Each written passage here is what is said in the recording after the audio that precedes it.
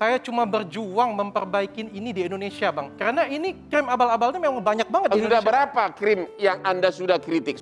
Saya paham kok bahwa Bang Hotman itu tokoh sosok dan saya sebagai junior nih sebentar lagi bisa menempati posisi abang nih. Boleh dong Bang?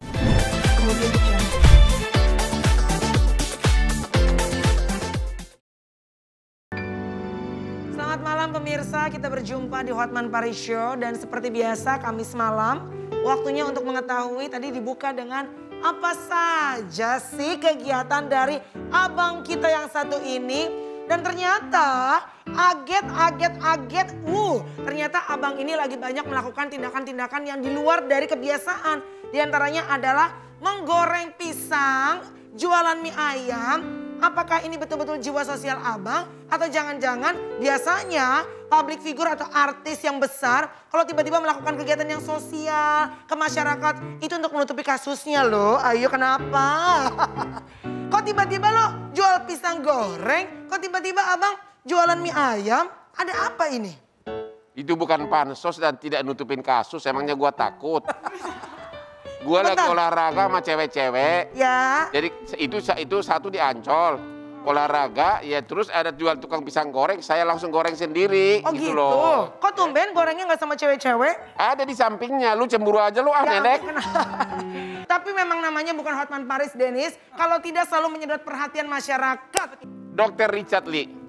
Iya Bang. Kamu beruntung. Kamu itu diselamatkan oleh video istrimu. Kenapa Bang? Ya karena videonya itu sangat viral, menarik simpati publik, akhirnya dia yang sempat masuk nggak nyampe sehari keluar. Sudah keluar. Mudah-mudahan punya istri yang fight kayak gitu. Ya, pertanyaan saya satu, apa yang kamu kritik dari postingan Kartika Putri tentang skincare-nya yang membuat pihak sana marah? Apa yang kamu kritik habis apa? Nah itu Bang, itu juga saya bingung Bang. Jadi dia melaporkan saya pencemaran nama baik ke dia. Ya. Dari kalimat saya yaitu saya memberi saran. Kalimatnya jelas saran kepada Karput. Bukan Kartika Putri loh Bang. Ya. Saya nggak sebut Karput. Artis dan selegram. Hati-hati kalau endorsement. Karena kalau dia ngendorse benar ada hidroquinon. Kalau ada hidroquinon maka dia ikut berdosa. Itu adalah detail kalimat saya. Apakah kau aja menyebutkan bahwa skincare-nya itu mengandung zat-zat tertentu atau... Saya tidak sebut merek. Kenapa? Saya tidak sebut mereknya di situ. Ya, tapi kau kritik gak bahwa itu skincare abal-abal? Ada gak seperti itu, mirip-mirip lah? Tidak seperti itu. Saya bilangnya kalau ada hidroquinon di dalamnya, maka dia ikut berdosa karena ikut mempromosikan. Kalau skincare seperti itu dipakai, akibatnya apa terhadap manusia? Oh, itu kan hidroquinon itu adalah obat keras Bang sebenarnya. Jadi cuma boleh diresepkan oleh dokter. Jadi kalau dipakai sembarangan, wajah bisa rusak Bang. Sekarang kita ke pengacaranya yang gagah berani.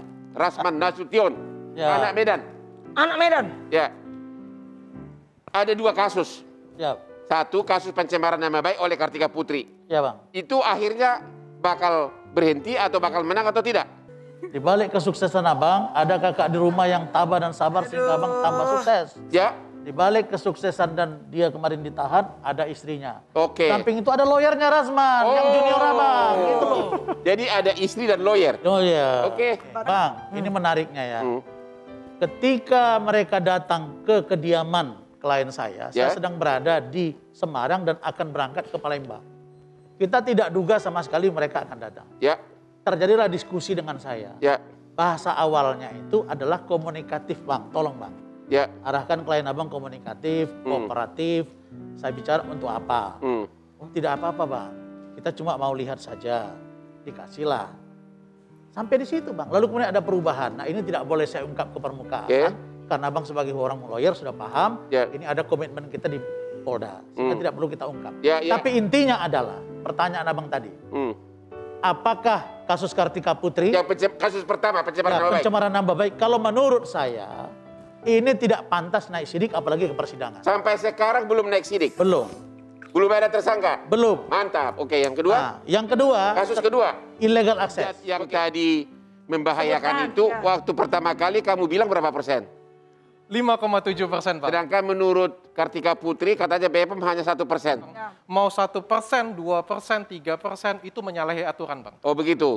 Dan saya ngomong 5,7%, itu bukan kalimat saya, Bang. Kalimat saya siapa? membaca hasil lab doang, Bang. Oh ada hasilnya. Jelas, saya Jadi kau cek tetap 2 sama kali, Bang. kau tetap sama omongan kamu bahwa itu 5, sekian. Saya cek 2 kali, Bang. 2019, 2020. Dan sampai hari ini kau tetap berpendapat bahwa skincare itu gimana untuk perempuan? Kalau saya tidak tahu sekarang, tapi yang jelas kalau ada kandungan hidroquinone, mau 1%, 2%, 3%, itu tidak diperbolehkan, Bang. Oh begitu.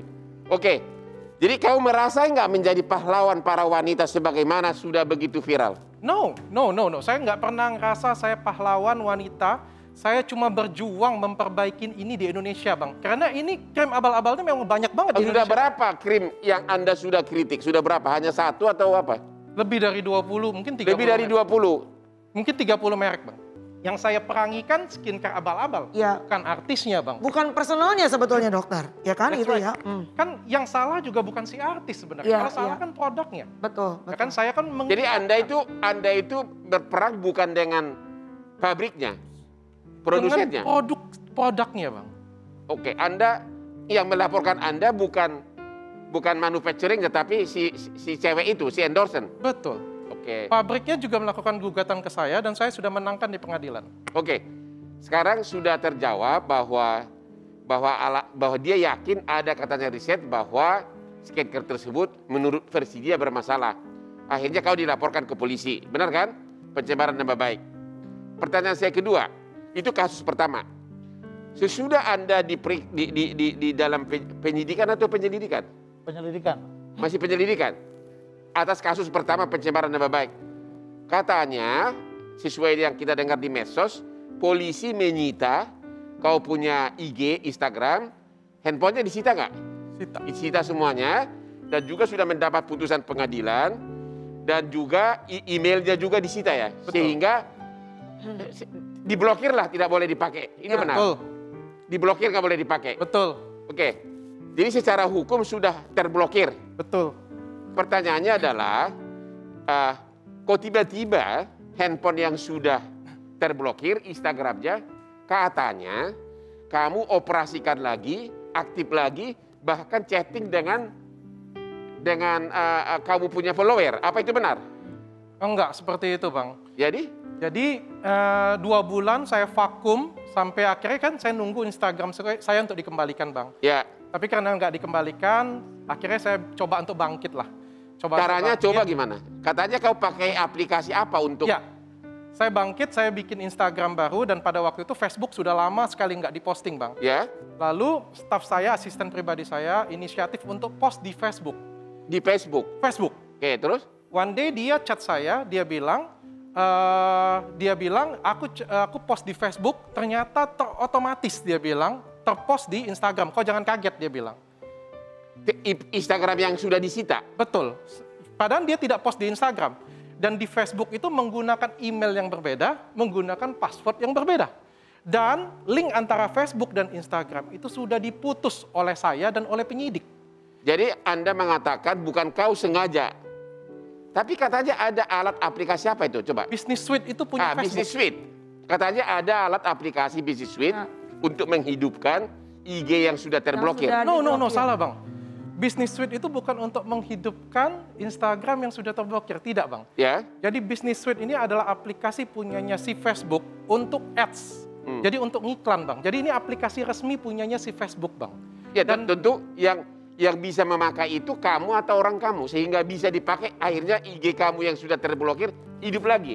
Oh, enggak, Bang. Jadi ini aplikasi ini sudah lama kita pakai, Bang. Sejak Juni 2020, Bang, Ya. sudah kita pakai. Dan kita sudah biasa post di sana sebenarnya, Bang.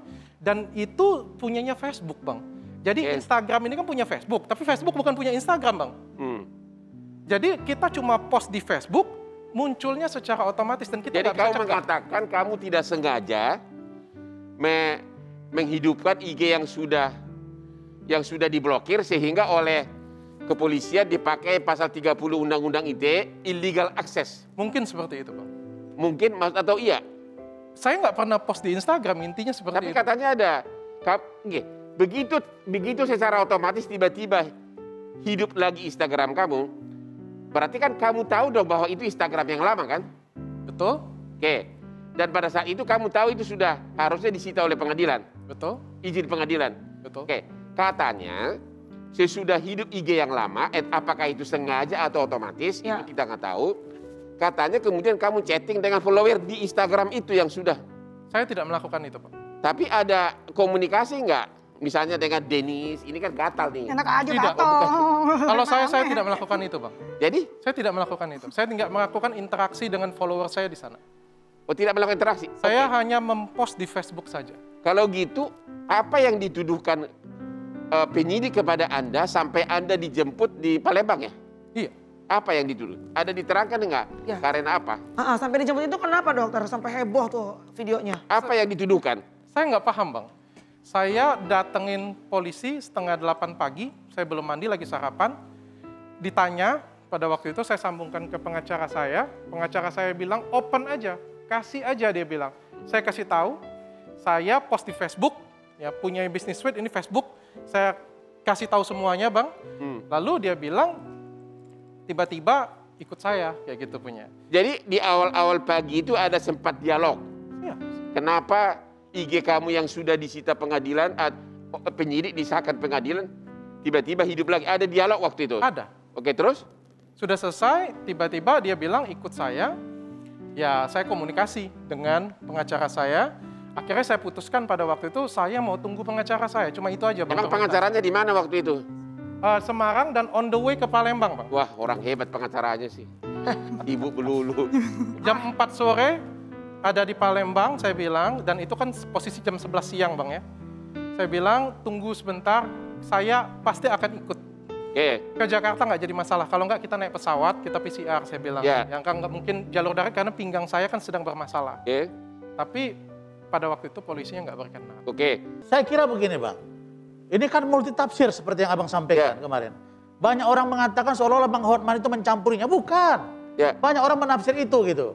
Saya paham kok bahwa Bang Hotman itu tokoh sosok dan saya sebagai junior nih sebentar lagi Ya. bisa menempati posisi Abang nih, boleh dong Bang? Boleh. Tapi tidak mengganggu Abang sekarang kan gitu. Ya. Lalu kemudian saya melihat bahwa posisi hukum yang terjadi terhadap klien saya hari ini itu tidak termasuk kategori illegal access.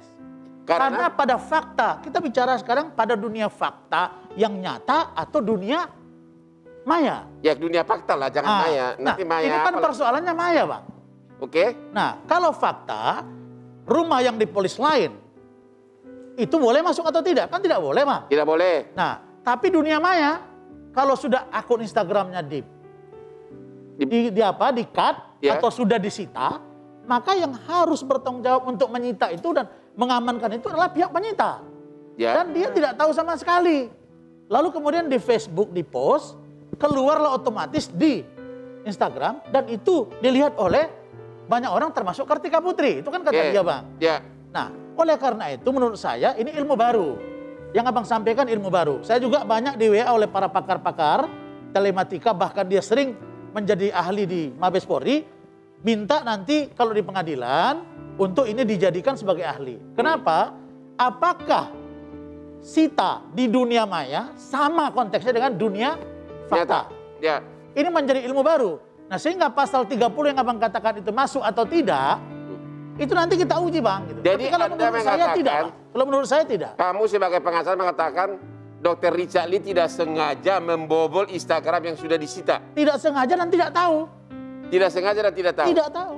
Oke. Nah oleh karena itu maka daripada ini menjadi perdebatan publik, Ya. daripada ini mempermalukan banyak pihak, toh mereka sudah tahan lalu kemudian dikeluarkan dan kita kooperatif saja karena saya pembela Polri sama dengan Abang. Ya. Tuh. Jadi saya ingin bawalah ini ke pengadilan, ini akan menjadi satu putusan hukum yang baru Bang. Dan saya nanti akan minta banyak pendapat para pakar termasuk Roy Suryo yang awal-awal itu kelihatannya dia melihat bahwa pasal 30 itu sepertinya masuk. Ya. Saya kritisi kalau Bang Roy jangan bicara tentang pasal, dia nggak ngerti kan gitu Bang. Ya. Tapi urusan telematika, apakah dunia maya, bagaimana seorang penyidik bisa mengkat, menyita itu tidak bisa dibobol orang lain. Ketika dibobol, apakah digunakan akun lama atau akun baru? Dia gunakan yang baru kok. Kan bukan yang lama, Bang. Oh, Lalu kemudian masuk gitu. Berarti nanti nasib kasus ini kalau berlanjut sangat tergantung kepada perang teknologi masing-masing ya. Benar sekali, Bang. Ya, soal apakah benar Instagram yang sudah diblokir, disita bisa otomatis hidup kalau memposting di Facebook begitu. Betul. Ya. Memang biasanya yang aku tahu nih kalau kita di Instagram tuh kalau kita bikin linknya langsung ke Facebook itu bisa. Misalnya kita posting di Instagram itu bisa sekaligus nge-link keluar di Facebook. Tapi aku belum pernah dengar sih mungkin kalau emang bisa aku nggak tahu ya. Kalau dari Facebook ternyata bisa nge-link juga ke Instagram gitu. Itu sudah jelas, itu pasti. Itu sudah dibuktikan waktu penyidikan, diposting melalui Business Suite, itu keluar Bang. Keluar Bang. Sehingga penyidik juga terkaget-kaget. Nah, jadi saya tidak mau menyalahkan siapapun. Kalau ini sudah terjadi ya sudahlah kita bawa ke proses persidangan. Tapi satu lagi Bang, jangan lupa Bang. Kartika Putri juga dilaporkan oleh Dr. Richard Lee dan David Lee di Polda Sumatera Selatan. Hasilnya? Dan sekarang itu dalam status gelar. Dan saya yakin ini juga akan naik sama posisinya. Pertanyaannya Bang, apakah Kartika Putri, Karput itu adalah Kartika Putri atau Karpet Putih? Kan tidak. Kan tafsiran polisi. Nah dia sebut Pak Le. Pak Le itu semua orang tahu adalah Dr. Richard Lee. Tulisannya kan Lee, Le. Panggilannya Le. Mana Bang? Karput atau Pak Le? Kalau sini naik, sini tidak naik, nggak fair dong Bang.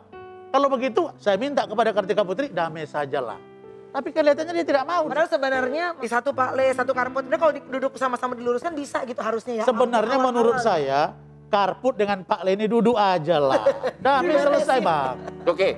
Nah buat Dr. Richard Lee, dengan kejadian ini kapok nggak buat review produk lagi? Jujurnya saya trauma sih Bang. Jadi kalau saya ngomong kayak gini Bang ya, seorang dokter memberi saran kepada masyarakat, kepada orang banyak. Tiba-tiba saya digugat pencemaran nama baik Bang. Jadi dokter ini boleh nggak sebenarnya kasih saran Bang? Jangan makan banyak gorengan. Nanti sakit, nanti saya dituntut mamang tukang gorengan Bang. Ngerilah dokter-dokter di sana kasih saran Bang. Jadi saya ini berkaca juga dengan kasus ini Bang. Berarti kau harus lebih banyak keluar uang untuk honor pengacara. Setiap Anda bikin postingan, kirim ke pengacara kamu. Siap-siap. Benar nggak? Kalau misalnya Rasman terlalu sibuk, ada Hotman Paris. Oke, Dok. Any message untuk menutupi ya mudah-mudahan at the end of the day kita berdoa semoga ada jalan yang terbaik. Ada pesan ke Kartika Putri nggak sekarang? Coba. Ada pesan nggak? Coba khusus ke dia dulu, jangan kemana-mana. Kartika Putri ya? Ya, ada pesan nggak untuk beliau sekarang? Mari berdamai atau apa? Menang jadi abu, kalah jadi asap.